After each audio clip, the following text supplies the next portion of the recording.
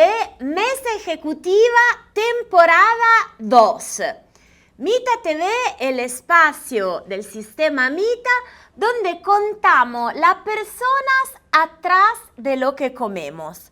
Hoy estamos muy felices de tener acá con nosotros Pablo Torres, que es el autor del libro, entre otras cosas, después nos contará, el autor de Carniceros de Oficio. Entonces, con Pablo, que no es carnicero, después nos cuenta él, con Pablo vamos a hablar de carne, el gran producto de este gran país donde se desempeña el Mita y Mita TV. Pablo, hola, bienvenido. Muchas gracias por la invitación.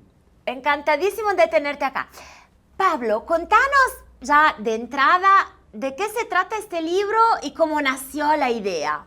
Bueno, este es un libro que hicimos con Eduardo Torres, que además de ser mi tío, es un referente de la fotografía gastronómica a nivel internacional, y nos propusimos en un momento, después de trabajar muchos años juntos, hacer un libro sobre carniceros con distintas motivaciones. Una tuvo que ver con que el papá de Eduardo, es decir, mi abuelo, fue carnicero entre tantas cosas que hizo en su vida, y otra que notábamos que había una vieja generación de carniceros que tenía una forma de hacer el oficio que estaba en transformación ahora, que se iba a empezar a hacer de una manera distinta ese oficio, y queríamos dejar registro de eso, digamos.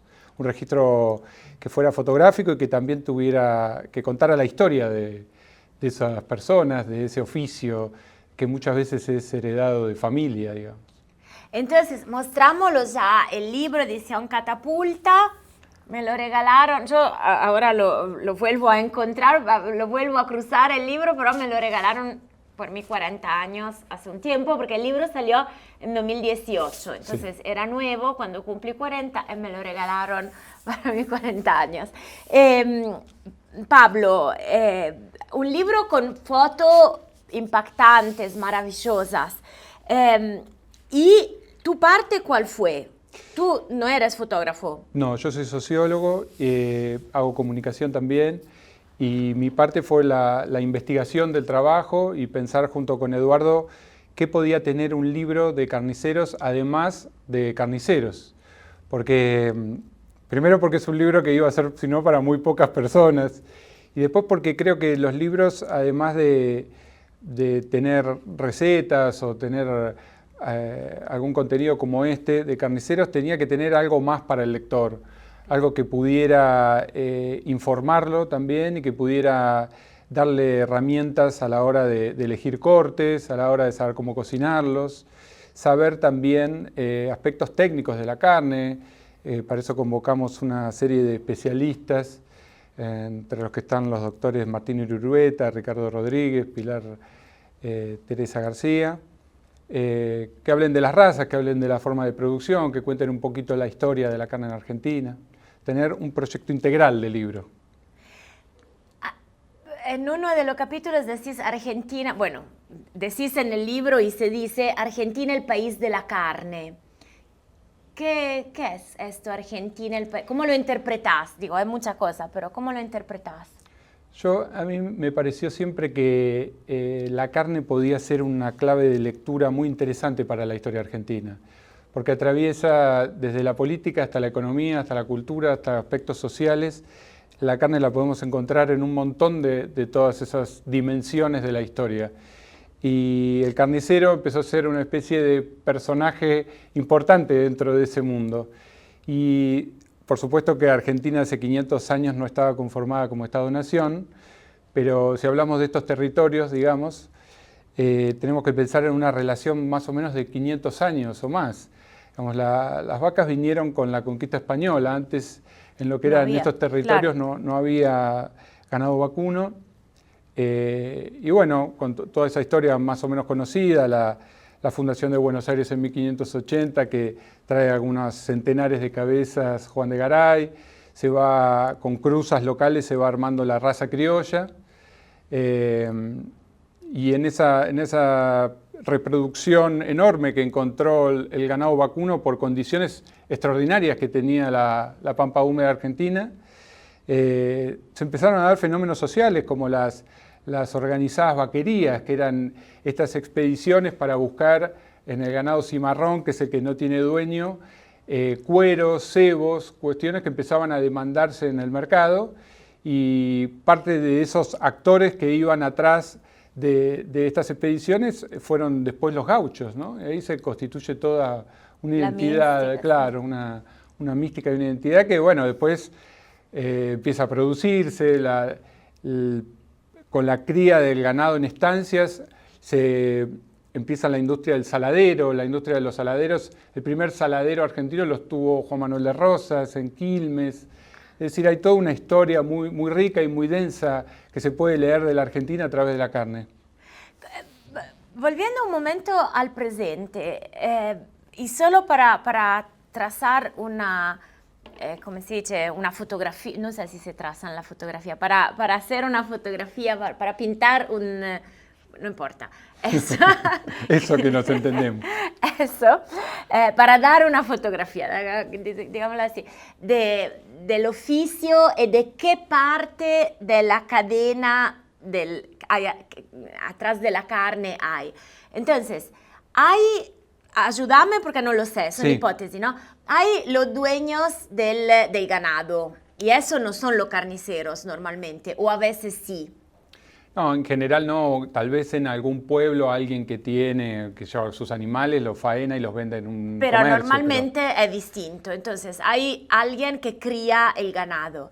Después hay alguien que mata el ganado. Claro. Y eso es otro oficio. Los frigoríficos, por ejemplo. Los frigoríficos también tienen la parte Sí, se hace la faena, puede ser en un matadero. Exacto. Y después va a un frigorífico donde... Y eso tampoco son carniceros.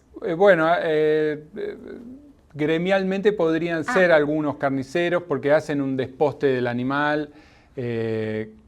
Es decir, en algunos frigoríficos se hace todo el proceso de limpieza del animal y se manda la media res directo a la carnicería, y otros frigoríficos hacen un desposte de ese animal y venden ya trozos más grandes, que algunos van también a la carnicería, otros van para exportación, otros van a supermercados.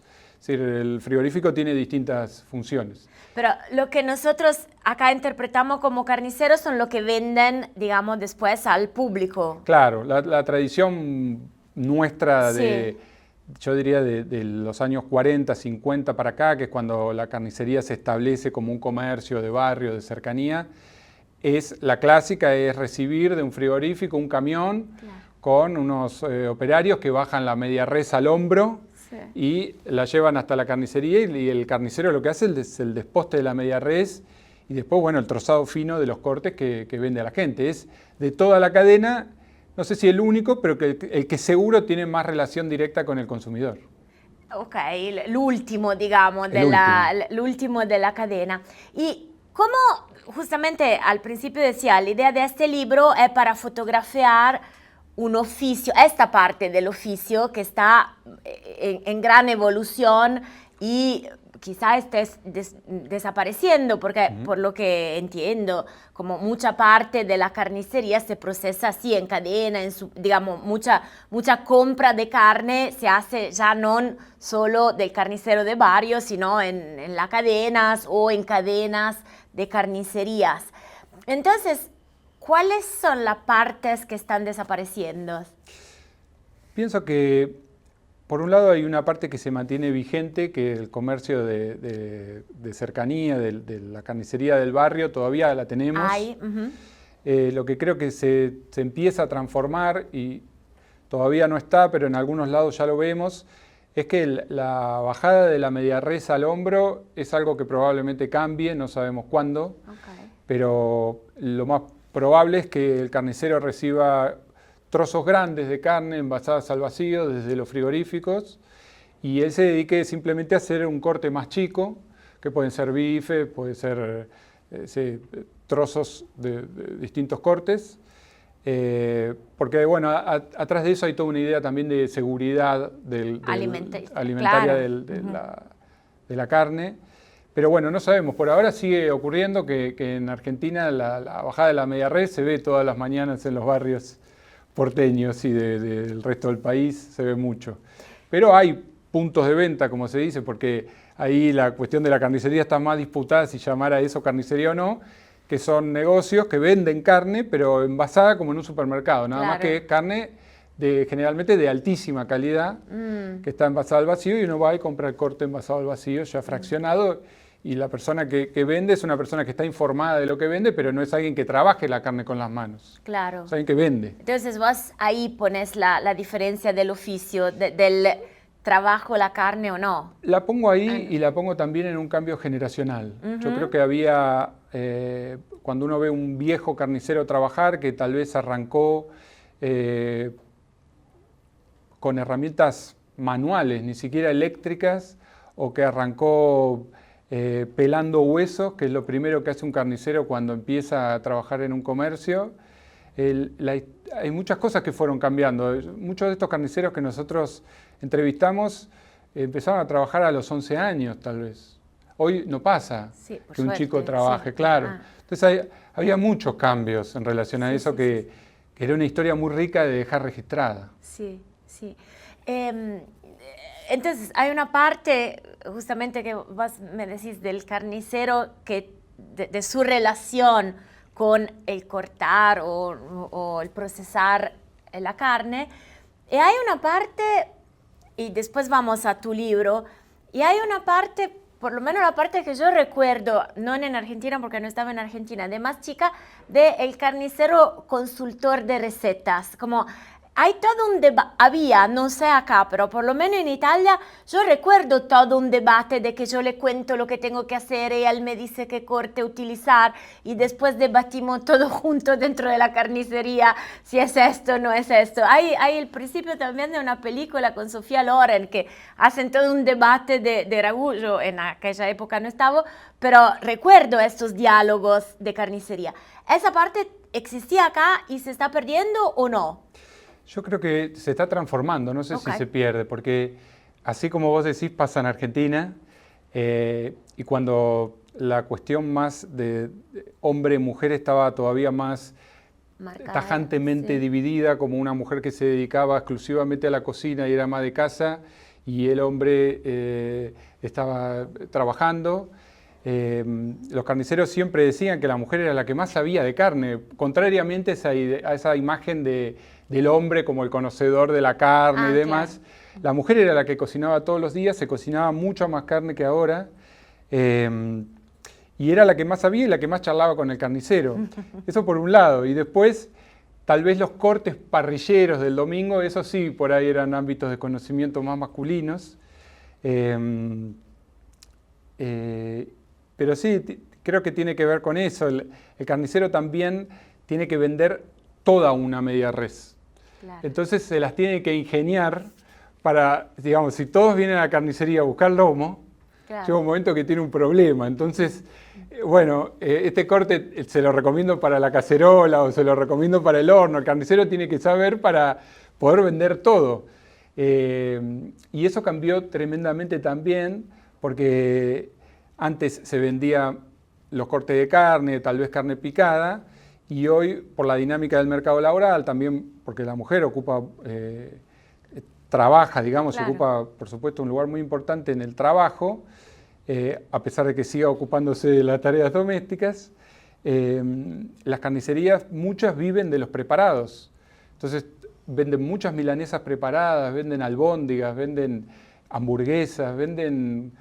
Porque la gente tiene menos tiempo para cocinar y busca el preparado. Tampoco es tan complicado hacer una hamburguesa, Tampoco es tan complicado, pero a veces la gente te sorprende que hoy si vas a una carnicería le preguntás cuál es el corte más vendido y no te van a hablar de un corte, te van a hablar de las milanesas. Se venden miles de kilos de milanesa. Sí, la milanesa sigue siendo... Yo cuando llegué me pareció misterioso que se compraba el pan rallado, porque digo, no, el pan se raya en casa. Yo trabajo también, pero digo, no tardás muchísimo a rallar el pan. Pero sí, además quizá una sensación, eso es interesante, habría que hablar muchísimo de las sensaciones de los consumidores, de cómo se ahorra tiempo. En realidad entiendo que no nos levantamos como hacían las abuelas a las 3 de la mañana a cocinar el ragú, pero rallar el pan son 10 segundos en realidad. Sí, pero no conozco a nadie que raye pan. ¿Yo? Yo guardo el pan viejo, como el pan rallado, porque es el pan, pero creo que lo hacen todos en Italia. El pan, los sobres de pan lo guardas un tiempo razonable y después se rallan. Pero nada, me perdí porque estaba pensando con mi cabeza menos de carnicera, más de marketinera, cuánto los consumidores tenemos más sensaciones del tiempo que nos hace tardar las varias tareas. Pero eso era nada, no tenía nada que ver. Volvemos a la carne y a los cortes, antes de ir a los cocineros. Hay como no sé si es un mito. Todo cuentan que los inmigrantes que venían por acá hace 50, 60, 100 años se sorprendían porque yo escuché cuentos tipo hacían el caldo con la parte más rica del lomo. La Argentina era tan rica que se hacía el caldo con la parte más rica del lomo y después se tiraba. O veían, solo se utilizaba un poco lo que estaba diciendo vos, pero en otro sentido, como solo se utilizaban la parte nobles de la carne y la demás parte se tiraban. Un amigo periodista, Dante Ruscica, que acaba de escribir su memoria, es un señor grande, dice, cuando llegué, mi mamá se dio cuenta que el hígado acá lo regalaban, como era para gatos, entonces éramos pobres y comprábamos hígado. Ahora ya no te regalan nada. Ahora no se regalan nada, pero también es cierto que cambió el tipo de corte que se consuman o había también antes consumo de cortes no tradicionales o no súper refinados. Bueno, depende de dónde hagamos el corte temporal, ¿no? Yo creo que podríamos mencionar un primer gran cambio que tiene que ver con la posibilidad de refrigerar la carne. Entonces, esa es la gran transformación. Antes se comían los cortes más exteriores del animal hasta que la carne se pusiera fea y mucho se desperdiciaba. Y bueno, con el nacimiento de la industria y demás, se empieza a aprovechar más integralmente el animal, sus derivados, la posibilidad de exportar, los periodos de guerra, hay un montón de cosas que muchas veces hacen fluctuar el consumo y demás. Pero yo creo que al revés, de hecho, justamente para hacer una relación con el libro, una de las cosas por las que nosotros invitamos cocineros tenía que ver con que veíamos que, por un lado, estaba todo el tema de los preparados en la carnicería, esto que mencionábamos antes, de las milanesas, de las albóndigas y demás, con la gente con menos tiempo para cocinar y con una variedad de cortes para consumir cada vez más chica. De hecho, hay algunas carnicerías que tienen proveedores especiales de solo 1 o 2 cortes. Por ejemplo, la figura del lomero, que es el que vende solamente lomos al carnicero, porque si el carnicero se abastece, pongámosle como ejemplo, de 2, 3 medias reses por semana, tiene, bueno, ahí 3 lomos. Y tiene mucha gente que demanda eso, bueno, necesita, ¿no? Así con otros cortes también, no es el caso exclusivamente del lomo, pero quiero decir, hay una cantidad de cortes que antes sí se hacían, porque pensemos también que hay un montón de cortes que llevan mucho tiempo de cocción, y eso es tiempo en la cocina. Eso sí, eso seguro. Entonces, gente que no dispone ya de ese tiempo, esos cortes no los quiere. O muchas veces se empieza a poner en primer plano la terneza del corte por sobre el sabor. Entonces, hay muchos cortes que son muy sabrosos, pero tal vez son duros en una cocción corta. Sí. Entonces, lo que buscamos es tratar de convocar a cocineros muy conocidos que hagan cortes que ahora no son tan tradicionales, pero que históricamente lo fueron, para que la gente pueda animarse a pedirlos y a hacerlos nuevamente. Por ejemplo, ahora sí, vamos a los cocineros. Entonces, tu libro es un catálogo de las mejores... tendría que decir de las mejores plumas de Argentina, no, de las mejores tenedores de Argentina. ¿Cómo fue como activarlos a todos, llegar? Por eso es un cocinero superstar. Sí, lo que pasa que, bueno, a través de Eduardo, que es un referente de la fotografía gastronómica, ya teníamos mucha relación, incluso amistad con muchos de ellos, por muchos trabajos de muchos años. Y cuando los invitamos, la verdad que con mucha generosidad y con mucho gusto se animaron a participar y a brindar todo ese talento y conocimiento y pudieron estar en nuestro libro. Después de trabajar tanto para sus libros o para libros de otros, pudieron estar para el nuestro y fue un enorme gusto, la verdad, un privilegio. Entonces, contabas antes que propuse, digamos, uno de los trabajos que hicieron los cocineros superstar en tu libro fue ofrecer como una mirada sobre los cortes menos usuales, menos parrilleros, menos obvio, menos churrasquito vuelta y vuelta. ¿Un ejemplo? Sí, y una cosa antes, que si bien son cocineros de elite, digamos, de primer nivel, la propuesta era que hicieran recetas que la gente pudiera reproducir con facilidad, aunque no fueran extremadamente técnicas. Cortes que realmente casi se perdieron es la chiquizuela, que es la parte de la rodilla, que es un corte con muchísimo colágeno, eso que hablábamos antes también. Bueno, el osobuco que se puso de moda, pero que siempre hay que tenerlo en cuenta, digamos. Hay cortes que se pusieron muy de moda en la gastronomía argentina. La entraña, que se volvió algo carísimo, que la entraña, igual que la arañita, eran cortes que a veces se reservaban los carniceros para hacerse en el mediodía cuando la carnicería cerraba y se tiraban algo a la plancha o a la parrilla y se comían eso rápido, y hoy son cortes, sobre todo la entraña, muy caros, muy demandados. Bueno, por supuesto el mondongo es un corte, ¿no?, popular en la gastronomía argentina por la tradición española de los cachos a la madrileña, pero que hay que encontrar nuevas generaciones que hagan en la casa mondongo, digamos. ¿Cómo se hace mondongo? Y generalmente se hace en un caldo y con una salsa de mondongo, tomate. Que son los estómagos de la vaca. La tripa.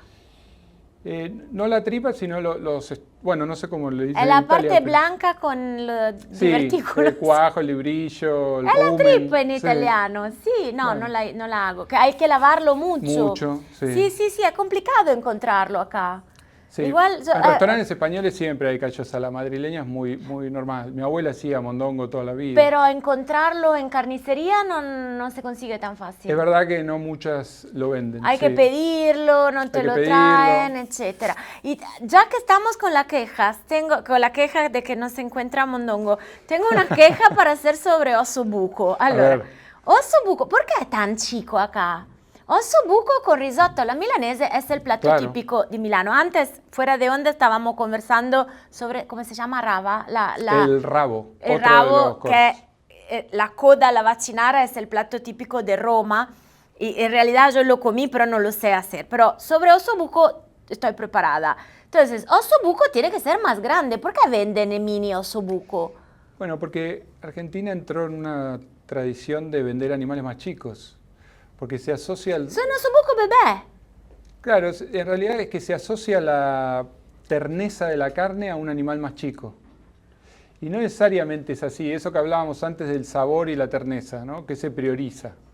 Entonces, si bien hay un límite, no se puede vender por debajo de cierto quilaje, la ternera, como se le llama al animal que se comercia más joven, o el novillito un poco más grande, son animales más chicos y seguramente el osobuco del que vos hablás son novillos más pesados. Sí. Ahí, sobre la cuestión bueno, igual presento mi queja, me voy. Está sentada. ¿No? La comparto. No, porque hay que servir 57 osobucos para poder sacar un poquito de carne.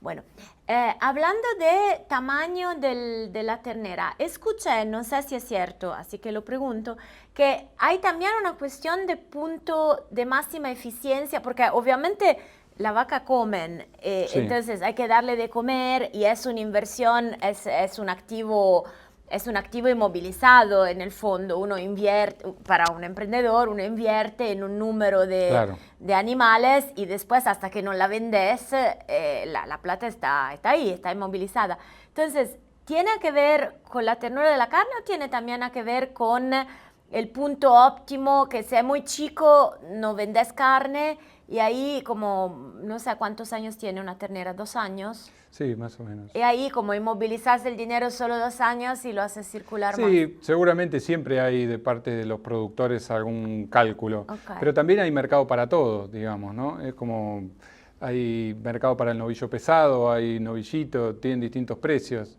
Entonces, ¿novillo es más grande que ternera? Claro, sí. No, no, yo ni idea. Ternera, Ok. novillito y novillo pesado. Novillo pesado tiene 4 años. Sí, creo que Es sí. una Yo casi tampoco vaca. soy un especialista, Ah. pero sí. Sí, lo que tiene es que las terneras pueden ser machos o hembras, eh, y los novillos y los novillitos son machos ya castrados. Por eso los toros que generalmente se usan para reproducir se venden también, pero la diferencia entre toro y novillo es justamente que uno está castrado y el otro no. Claro. Del mismo modo que la vaquillona y la vaca, a diferencia de la ternera, la vaquillona y la vaca son animales que ya tuvieron una aparición, fueron madres. Pablo, carne y sustentabilidad, Sí. título, tema libre. Bueno, tampoco soy un especialista al respecto y sé que hay mucha controversia en relación a la generación de los gases. En mi opinión, siempre voy a estar por tratar de que se produzca de la manera más natural posible, sea pastura o sea por lo menos la mayoría pastura y una terminación a grano, porque creo que el feedlot, primero, en cuestiones nutricionales también cambia la carne de feedlot, ¿no? En relación a la de pasturas. Más allá de que, bueno, hay defensores del feedlot en relación al control de todo el proceso, también es cierto que trae aparejadas otras complicaciones porque cambia la alimentación del animal, eso le trae otras formas de comportamiento en relación al rumiaje, digamos, y hay gente que le gusta más el sabor del feedlot porque se genera una carne más blanda, con una grasa más blanca, entonces es más vistosa para el consumidor, pero yo preferiría me parece que toda industria debe pensar a largo plazo y en tratar de ser lo más sustentable para el ambiente posible, porque tenemos un solo planeta y tenemos que cuidarlo fuertemente. Claro. Bueno, hay la cuestión de los gases y la cuestión también de los animales, de la por supuesto, crueldad animal. Claro, sí. Los carniceros, ahora digo, voy hacia un tema semi-tabú, pero tampoco, no sé si se dice acá, tampoco podemos ignorar el elefante en el cuarto, se dice acá. Digo, yo mientras que hablábamos, claro, si pienso a los cortes de carne como a mi futura comida, me parece apasionante que estas personas toquen y se vayan caminando con la media res. Si pienso a los cortes de carne como a un cadáver de la vaca que era, ya me impresiona muchísimo. Y esta sensibilidad está también en Argentina. Sí, entonces, a mí me pasa también. Me imagino, o lo mismo, digamos, no me pasa, ahora comparto públicamente esta cosa, o sea, no me pasa si tengo que cocinar una feta de carne, la relación con el animal que fue se me hace muy leja, como me cuesta asociarlo y bueno, como tranquila. Claro. Pero ya si tengo que cocinar un pollo, que ya entiendo que no es carne, pero si tengo que cocinar un pollo entero, él me mira, yo lo miro y insomma, es medio impresionante. Pero me están mirando mal todos en el estudio, pero tampoco se puede evitar de hablar de esto si se habla de claro, carne. por supuesto, sobre todo porque también los animales cada vez están como más integrados a la vida de las personas, entonces al generar otro tipo de vínculos uno se hace muchas preguntas a la hora de consumir animales y en la forma que a veces se producen de manera industrial creo que no nos gusta a nadie, digamos. ¿Cambiará? ¿Va a impactar esto en esta foto de los carniceros de oficios o ya hablamos de generaciones, como habrá un cambio que se va a sentir en las próximas generaciones? vos me preguntás si va a impactar... Sí, ¿van a desaparecer carnicería por esta razón o la carnicería están desapareciendo por otras razones de organización del comercio? No, yo más que creo que la carnicería esté desapareciendo, creo que la carnicería se está transformando. Y creo, la verdad, que la carne la veo tan arraigada a la cultura argentina que tampoco creo que cambie demasiado. Sí, lo que me parece, y lo vemos, es que a lo largo de las décadas el consumo va bajando, pero no obedece únicamente a un solo factor. Me parece que hay varios temas para mirar ahí. Hay temas que tienen que ver con tendencias de alimentación, hay temas que tienen que ver con el precio, hay temas que tienen que ver con la salud. Tampoco comer carne todos los días es muy recomendado. Digo, hay muchas cosas que van cambiando el hábito de consumo de cualquier alimento, creo, en una sociedad que es multicausal y bastante complejo también de explicar y sobre todo de pensar hacia el futuro. ¿Y a las carnes, esta carne nueva, vegetales o de laboratorio, le crees?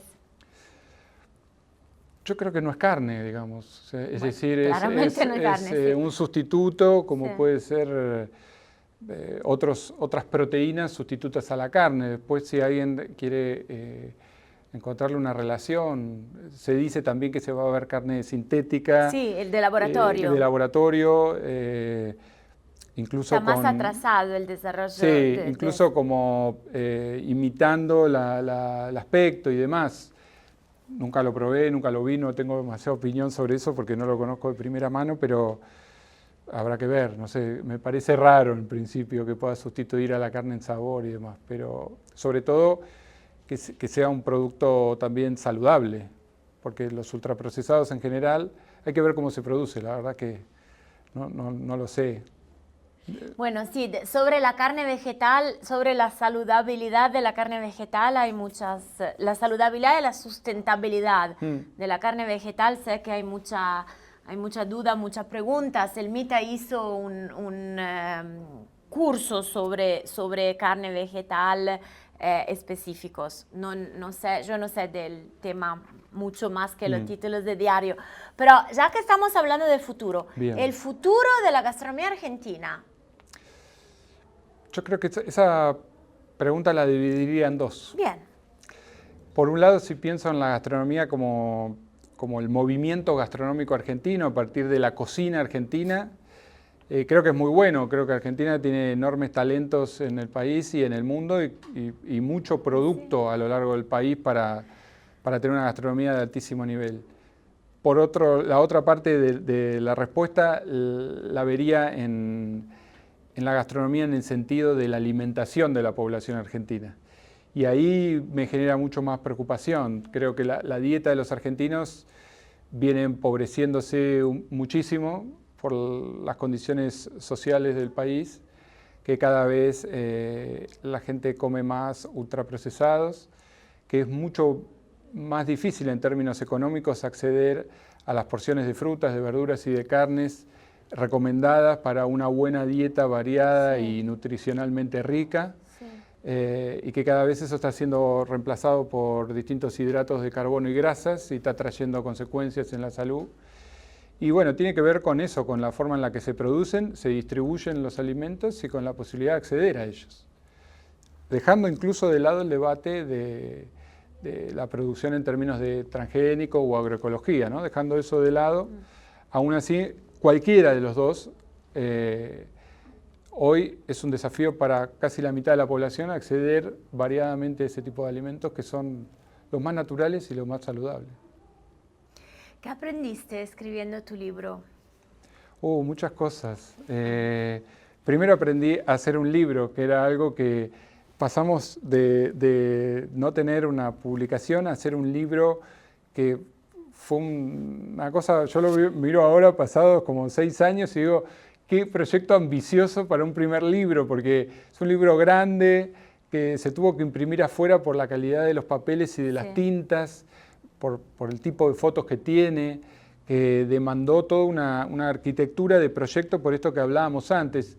Nosotros no queríamos un libro que solo fuera la foto y una receta o una sola historia, queríamos que sea un proyecto integral que abarcara distintos tipos de conocimientos, que pudiera ser consultado por distintas cosas en una casa, ¿no? Que un día uno lo saque de una biblioteca, de una mesa, para ver un tema de ganadería o para conocer la historia de una familia o para saber un poco la historia de la carne. Entonces, ahí hubo que trabajar con mucha gente muy distinta, de distintos lugares, con distintas tradiciones, aprender sobre los carniceros, sobre la inmigración argentina, sobre la historia de la carne. Un montón de, la verdad, enseñanzas me dejó el libro. Nosotros queríamos recuperar también esas voces de una generación que se va yendo, como toda generación que se va yendo, que deja algo que es muy difícil de palpar, que es una forma del habla de lo porteño y de lo argentino. Que siempre el lenguaje es algo dinámico y está en constante transformación, ¿no?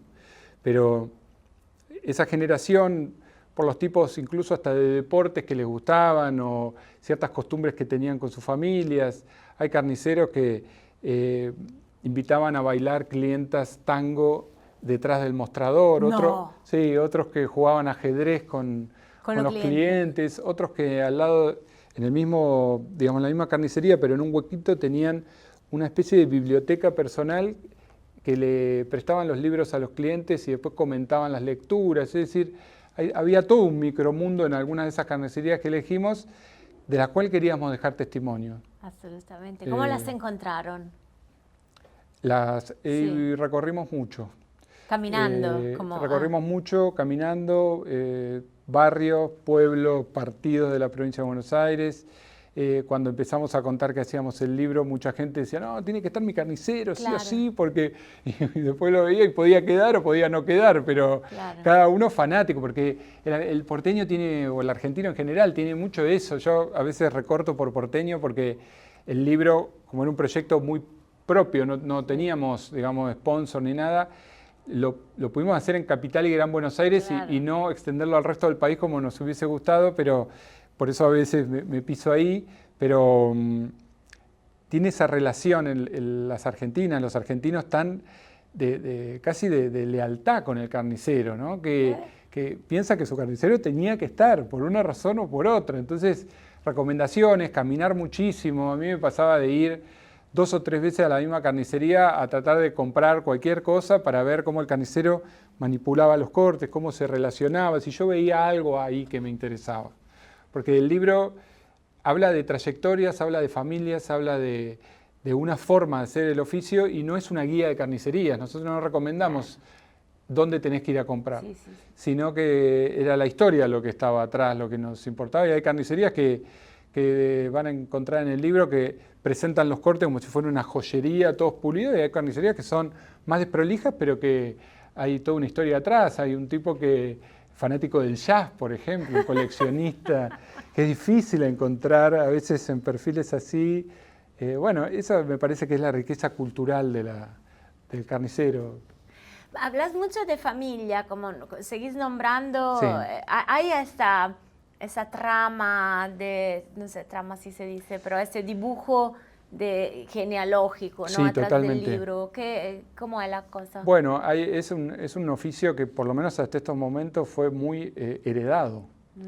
En algunos casos directamente inmigrantes europeos que enriquecieron el mundo de la carnicería argentina, muchas veces con la producción, por ejemplo, de embutidos, de chorizos, de morcillas, o con algunos cortes. Y pasado de abuelos a hijos, a padres, a nietos, generaciones de negocios que tienen 80, 100 años. Sí, es un negocio que se transmite muchísimo de generación en generación. ¿Cuántas carnicerías hay en Buenos Aires? ¿Lo sabemos? Lo sabemos, ahora no lo recuerdo, la verdad, pero son muchas. ¿Tipo 100 o tipo 1000? No, tipo miles. ¿Miles? Sí, creo que sí. Miles. Si tomamos Capital y Gran Buenos Aires, seguro, sí, miles. Mamma mía. ¿Próximo libro? Esa es una pregunta que hace muchos años venimos evitando, no lo sé, la verdad. Yo me resistía un poco a hacer una serie porque muchas veces nos propusieron, bueno, los carniceros, bueno, otro oficio, ¿no? Sí. pero me cuesta encontrar otro que sea como la carne, ¿no? A veces hay cosas que están asociadas mucho a otros países porque son herencias de migraciones, pero yo siento que tiene que haber un contenido más que solamente el local o solamente el oficio. Tiene que haber algo que me motive y todavía no lo terminé de encontrar. Vino. Hay ideas y cosas. Hay mucho hecho sobre el vino, pero sí. Libros, sí. Muchos libros, sí. Tango. Porque ese es un libro, lo volvemos a decir, contiene receta, contiene la colaboración de los cocineros superstar, pero es un libro que también tiene una dimensión sociológica. Como no es que la carne, bueno, después hacemos sushi, no, es otra cosa, ¿no? Claro. Tango, a ver. Tango, podría ser, ¿cómo no? ¿Cuánto tardaron en escribirlo? El libro fue un proyecto que en un momento cortamos y después retomamos, pero más o menos el proceso de trabajo fueron como 4 años. Ah, un montón. Un montón, sí, porque fue todo también muy nuestro, muy a pulmón. Que a lo último contamos, cuando se lo ofrecimos a la editorial, contamos con el apoyo de todo el equipo y demás, pero ya lo llevamos con un nivel de avance muy, muy grande, que fue todo nuestro. Y la verdad que una de las cosas que me impactaron mucho del libro fue que nosotros, por supuesto, pasaron las entrevistas, pasó mucho tiempo hasta que el libro estuvo hecho. Entonces, después, lo primero que hicimos, antes de incluso regalárselos a nuestras familias, fue ir a dárselo a cada carnicero que había participado. ¿Y cómo reaccionaron en el verse? No, fue muy emotivo, pero fue muy emotivo también porque nos encontramos con situaciones muy diversas, por ejemplo, de carniceros que habían fallecido en el medio y lo recibieron los hijos, otros que se habían retirado. Hay una carnicería que a mí me impactó mucho, que nos la habían recomendado en su momento, que era una carnicería que estaba detenida en el tiempo, tenía heladera de madera, una mesada de mármol, un teléfono de los que se discan, el hombre tomaba los pedidos todavía de esa manera, y cuando fuimos a entregárselo había una cadena de carnicerías de la zona que había reformado todo el local, no había quedado nada de eso, y había puesto. Entonces empezamos a preguntar de este carnicero, dónde vivía y demás, y vivía unas pocas cuadras, le tocamos el timbre y nos atendió. Y claro, ahí la emoción de toda la familia fue muy distinta, porque lo que les quedó a ellos fue el registro del negocio familiar que ya no existía más. Claro. Y quedó en un libro y quedó plasmado ahí. En un super libro, además, ¿no? Sí, esas cosas fueron muy fuertes, digamos. Y sí. Los carniceros muchas veces se emocionaron hablando con nosotros, porque no son personajes acostumbrados a ser entrevistados en general, y el repaso de su historia en una entrevista de 2 o 3 horas los llevaba a escucharse de su propia historia que tal vez nunca habían contado. Entonces terminaban muy emocionados, se habían escuchado ellos mismos por primera vez. Esa resignificación que tuvo el libro muchos años después fue muy impresionante para nosotros. Pablo, lindísimo hablar con vos. Bueno. Gracias. Mostramos el libro Carniceros de Oficio, un libro que cuenta como la médula, se puede decir, cuenta la médula de los argentinos, de los barrios, un libro de barrios, un libro de carne, un libro de barrios, un libro donde se descubren o se vuelven a descubrir cortes olvidados, alternativos de carne, un libro con fotos extraordinarias y escrito por un sociólogo extraordinario. Bueno. Entonces, gracias por estar con nosotros. Por favor, muchísimas gracias a todo el equipo de Mita por la invitación.